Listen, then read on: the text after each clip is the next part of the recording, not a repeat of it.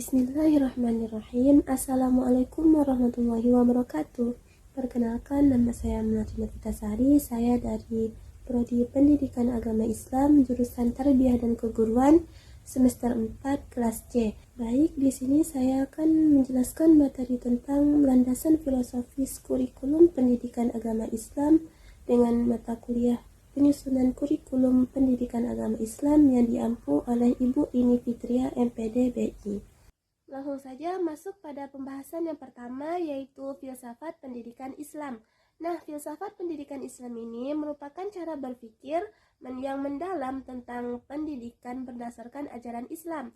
Filsafat ini berlandaskan pada Al-Quran dan juga hadis, serta bertujuan untuk memahami hakikat manusia, tujuan hidup, dan bagaimana pendidikan dapat membentuk manusia yang berakhlak mulia dan juga beriman. Yang kedua yaitu tujuan pendidikan Islam. Nah, pendidikan Islam ini mempunyai tujuan, diantaranya membentuk manusia yang beriman, bertakwa, berilmu, dan berakhlak mulia. Jadi pendidikan itu tidak hanya berfokus pada kecerdasan intelektual, tetapi juga pada pembentukan karakter dan juga nilai spiritualnya. Pembahasan yang ketiga yaitu konsep manusia di dalam Islam. Dalam Islam, manusia dipandang sebagai makhluk ciptaan Allah Subhanahu wa Ta'ala yang memiliki potensi jasmani dan juga rohani. Manusia ini diberikan akal, hati, dan nafsu yang harus dikendalikan agar dapat menjalankan tugasnya sebagai hamba dan khalifah di bumi. Manusia di dalam Islam ini berkaitan dengan insan kamil, yaitu manusia yang sempurna dalam iman, ilmu, dan juga akhlak.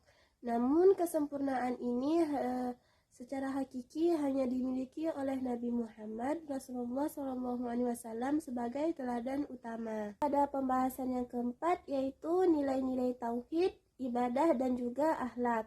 Yang pertama itu ada nilai tauhid. Nilai tauhid ini berkaitan dengan keyakinan kita kepada Allah Subhanahu wa Ta'ala, seperti keimanan, keikhlasan, tawakal, dan rasa syukur atas nikmat yang telah diberikan.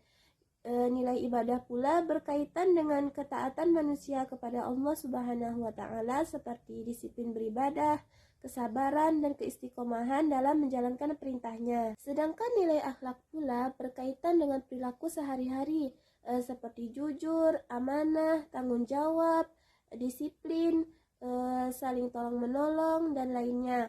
Pembahasan yang kelima yaitu integrasi nilai Islam dalam kurikulum. Nah, nilai-nilai Islam ini harus kita integrasikan dalam seluruh proses pembelajaran, tidak hanya pada mata pelajaran pendidikan agama Islam saja. Karena ini dapat bertujuan agar siswa itu dapat menerapkan nilai-nilai Islam dalam berbagai aspek kehidupan. Jadi, nilai-nilai Islam ini kita kaitkan dengan kehidupan nyata siswa-siswa tersebut. Masuk pada pembahasannya terakhir yaitu relevansi dengan kurikulum merdeka.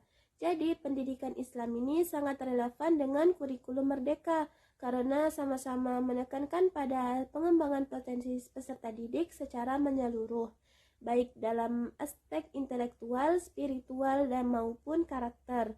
Kurikulum merdeka ini memberikan kebebasan bagi guru untuk mengembangkan pembelajaran yang sesuai dengan nilai-nilai Islam. Dengan demikian, landasan filosofis pendidikan Islam menjadi dasar yang sangat penting dalam pengembangan kurikulum yang tidak hanya mencerdaskan tetapi juga dapat membentuk karakter yang baik pada peserta didik.